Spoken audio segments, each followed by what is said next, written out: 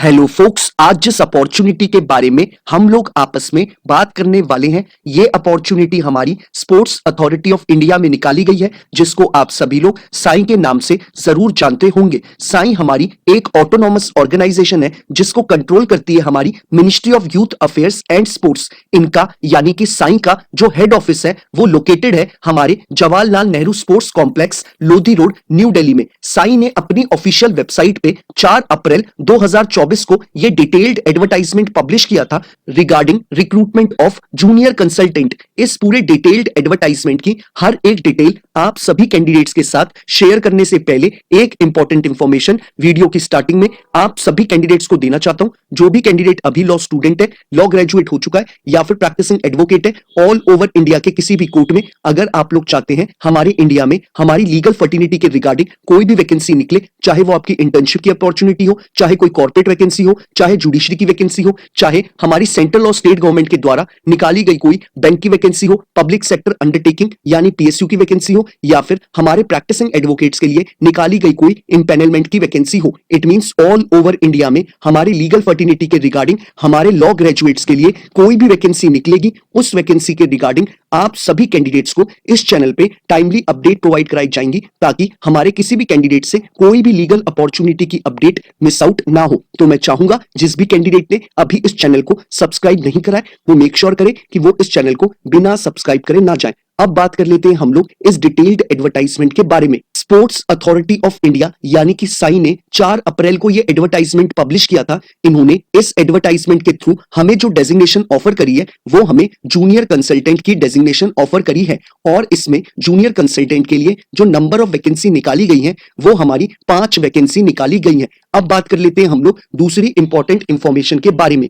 इन्होंने clearly mention करा है कि आपके लिए जो ये जॉब निकाली गई है ये आपकी परमानेंट जॉब नहीं है, ये आपकी कॉन्ट्रैक्चुअल बेसिस की जॉब है। यानी कि आपका स्पोर्ट्स अथॉरिटी ऑफ इंडिया के साथ 2 साल का कॉन्ट्रैक्ट बनेगा। अगर आपकी सर्विसेज आपके सुपीरियर्स को पसंद आएंगी, यानी स्पोर्ट्स अथॉरिटी ऑफ इंडिया को आपकी सर्विसेज पसंद आएंगी, तो आपके कॉन्ट्रैक्ट को आगे और एक्सटेंड किया जा सकता है और टाइमली आपके कॉन्ट्रैक्ट को रिन्यू भी किया जा सकता है। आपके कॉन्ट्रैक्ट को मैक्सिमम 5 साल के लिए और एक्सटेंड किया जा सकता है। अब बात कर लेते हैं हम लोग इंपॉर्टेंट डेट्स के रिगार्डिंग। इन्होंने क्लियरली मेंशन करा है कि आपके इस फॉर्म के रजिस्ट्रेशन 5 अप्रैल 2024 शाम 5 बजे से चालू हो जाएंगे, और आपको इस फॉर्म का registration plus fee payment before 20 अप्रैल 2024 शाम 5 बजे से पहले कर देनी है, तभी आप इस पूरे प्रोसेस का टाइमली पार्ट बन पाएंगे। अब बात कर लेते हैं हम लोग एलिजिबिलिटी क्राइटेरिया के रिगार्डिंग। एलिजिबिलिटी क्राइटेरिया में सबसे पहले हम लोग एजुकेशनल क्वालिफिकेशन के रिगार्डिंग बात कर लेते हैं। इन्होंने क्लियरली मेंशन करा है कि अगर आप एक एलएलबी ग्रेजुएट है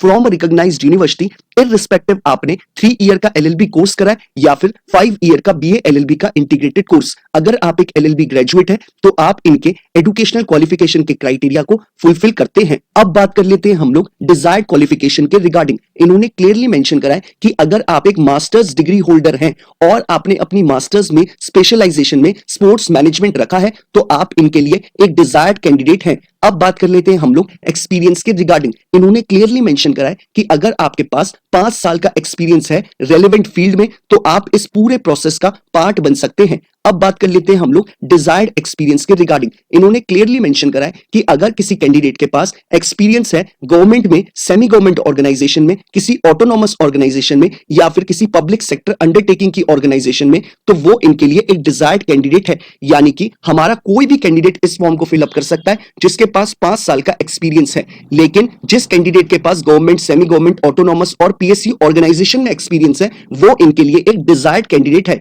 यानी एक कैंडिडेट है जिसके पास 5 साल का एक्सपीरियंस है उसकी रेलेवेंट फील्ड में, लेकिन ये लोग प्रेफरेंस उसको देंगे जिसके पास एक्सपीरियंस किसी गवर्नमेंट, सेमी गवर्नमेंट, ऑटोनॉमस और पीएसयू जैसी ऑर्गेनाइजेशन में रहा है। यानी अप्लाई इस फॉर्म को कोई भी कर सकता है, लेकिन आपका डिजायर्ड एक्सपीरियंस में इन्होंने प्रेफरेंस उन कैंडिडेट्स को ये लोग देंगे जो कि गवर्नमेंट, सेमी गवर्नमेंट, ऑटोनॉमस और पीएसयू ऑर्गेनाइजेशन में काम करते थे। तो ये इन्होंने हमें इंपॉर्टेंट इंफॉर्मेशन इस एडवर्टाइजमेंट में बताई है। अब बात कर लेते हैं हम लोग कि हमें इस पूरे रिक्रूटमेंट प्रोसेस का कैसे पार्ट बनना है। वीडियो के डिस्क्रिप्शन बॉक्स में आप जाएंगे, आपको जो पहला लिंक अवेलेबल है आप उस पर क्लिक करेंगे। क्लिक करते ही आपके स्क्रीन पे ये पूरा एडवर्टाइजमेंट खुल के आ जाएगा। आप चाहे तो इसे डाउनलोड कर सकते हैं या फिर अपने मोबाइल के स्क्रीन पे ही इसे स्क्रॉल डाउन करके पढ़ सकते हैं। ऐसे ही डिस्क्रिप्शन बॉक्स में जो आपको सेकंड लिंक अवेलेबल है आप उस पर क्लिक करेंगे, आप डायरेक्टली साइन की ऑफिशियल वेबसाइट पे चले जाएंगे जहां पे आप इस फॉर्म को ऑनलाइन फिलअप कर सकते हैं। और आप जब ऑनलाइन फॉर्म को फिलअप करेंगे आप मेक श्योर करें कि जो भी डॉक्यूमेंट आप उसमें अपलोड करेंगे वो एक तो पीडीएफ फॉर्मेट में होनी चाहिए, दूसरा वो आपकी सेल्फ अटेस्ट होनी चाहिए। सेल्फ अटेस्ट जिस कैंडिडेट को नहीं पता मैं उनको बता दूं, आप जो भी कॉपी को फोटोस्टेट अपलोड करेंगे उस पे आपके सिग्नेचर और नीचे डेट मेंशन करी हुई होनी चाहिए। बाद में उसे स्कैन करके पीडीएफ फॉर्म में कन्वर्ट करके आपको इनके पोर्टल पे अपलोड करनी है। अब बात कर लेते हैं हम लोग सिलेक्शन क्राइटेरिया के ऊपर। इन्होंने क्लियरली मेंशन करा है कि आपके एप्लीकेशन फॉर्म के बेसिस पे ही आप कैंडिडेट्स को शॉर्टलिस्ट करेगा स्पोर्ट्स अथॉरिटी ऑफ इंडिया। जो भी कैंडिडेट को शॉर्टलिस्ट किया जाएगा उसको उसके ईमेल एड्रेस पे मेल आएगा या फिर वाया पोस्ट के थ्रू उसे इंटीमेट किया जाएगा साइन के द्वारा, या फिर उसे एसएमएस के द्वारा इंटीमेट किया जाएगा कि आप शॉर्टलिस्ट हो चुके हैं इंटरव्यू के लिए। और उसी मेल में या फिर उसी एसएमएस में या फिर पोस्ट में आपको बताया जाएगा कि कौन से डेट टाइम वेन्यू पे आपको इनके ऑफिस में पहुंचना है। और इंटीमेशन आने के बाद आपको इनके वेन्यू पे पहुंचना है फॉर इंटरव्यू, यानी आपका कोई भी एग्जाम नहीं है, डायरेक्टली आपको इंटरव्यू के लिए बुलाया जाएगा स्पोर्ट्स अथॉरिटी ऑफ इंडिया के द्वारा। अब बात कर लेते हैं हम लोग दूसरी इंपॉर्टेंट इंफॉर्मेशन के बारे में। सबसे पहले हम लोग एज लिमिट के रिगार्डिंग बात कर लेते हैं। इन्होंने क्लियरली मेंशन करा है कि अगर कैंडिडेट अभी बिलो 45 इयर्स है तो वो इस पूरे रिक्रूटमेंट प्रोसेस का पार्ट बन सकता है। अब बात कर लेते हैं हम लोग सैलरी के रिगार्डिंग। सैलरी यानी रेम्युनरेशन के रिगार्डिंग इन्होंने क्लियरली मेंशन करा है कि आपको जो मंथली सैलरी प्रोवाइड कराई जाएगी साइन के द्वारा वो आपको 80,250 रुपीज प्रोवाइड कराई जाएगी। साथ ही साथ इन्होंने ये भी बोला है कि सभी कैंडिडेट्स को यानी ईडब्ल्यूएस, ओबीसी, एससी, एसटी और पीडब्ल्यूडी कैटेगरी वाले कैंडिडेट्स को और डिपार्टमेंटल कैंडिडेट्स को एज रिलैक्सेशन भी प्रोवाइड कराया जाएगा। तो ये इंपॉर्टेंट इंफॉर्मेशन भी हमें इस एडवर्टाइजमेंट में बताई गई है। साथ ही साथ इन्होंने आपको रेम्युनरेशन के रिगार्डिंग एक इंपॉर्टेंट इंफॉर्मेशन और प्रोवाइड कराई है। जब आप एज अ जूनियर कंसल्टेंट साइन के द्वारा सिलेक्ट कर लिए जाएंगे उसके बाद जो आपको मंथली सैलरी प्रोवाइड कराई जाएगी वो आपको 80,250 रुपीज प्रोवाइड कराई जाएगी। और उसके बाद ईयरली बेसिस पे आपका जो इंक्रीमेंट होगा वो आपका 7% पे होगा, जिसमें आपका रिव्यू करेगी कमिटी आपके इंक्रीमेंट के ऊपर। और मैक्सिमम सैलरी जो आपको जूनियर कंसल्टेंट के पोजीशन के लिए स्पोर्ट्स अथॉरिटी ऑफ इंडिया पे करेगी वो आपको 1 लाख रुपीज मंथली प्रोवाइड कराई जाएगी। उससे फर्दर इंक्रीमेंट आपका कोई भी नहीं करा जाएगा स्पोर्ट्स अथॉरिटी ऑफ इंडिया के द्वारा।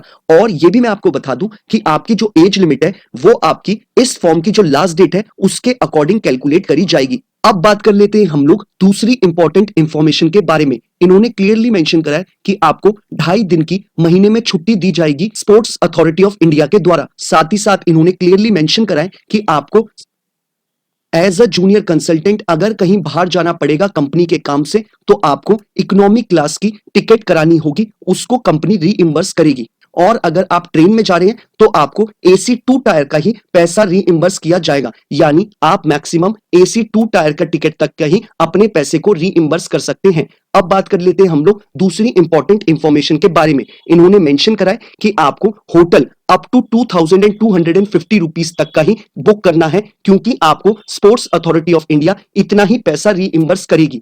और आपको टैक्सी के चार्जेस पर डे 338 रुपीज तक के ही रीइंबर्स किए जाएंगे। और आपके फूड के बिल्स 900 रुपीज पर डे के अकॉर्डिंग साइन रीइंबर्स करेगा। ये इन्होंने स्पेसिफिकली आपको इस एडवर्टाइजमेंट में ही मेंशन करा है। तो यही सारी इंपॉर्टेंट इंफॉर्मेशन हमें इस एडवर्टाइजमेंट में बताई गई थी। मेक श्योर करें कि आप इस फॉर्म को बिफोर 20 अप्रैल 2024 शाम 5 बजने से पहले फिलअप कर दें, तभी आप इस पूरी रिक्रूटमेंट प्रोसेस का टाइमली पार्ट बन पाएंगे। बाकी अगर आपको ये वीडियो पसंद आया हो तो लाइक, शेयर एंड कमेंट जरूर करिएगा। और अगर आप लोग चाहते हैं कि ऐसे ही हर एक दिन आपको एक लीगल अपॉर्चुनिटी की अपडेट मिलती रहे तो मेक श्योर करिएगा कि आप इस चैनल को बिना सब्सक्राइब करे ना जाए। Thank you so much.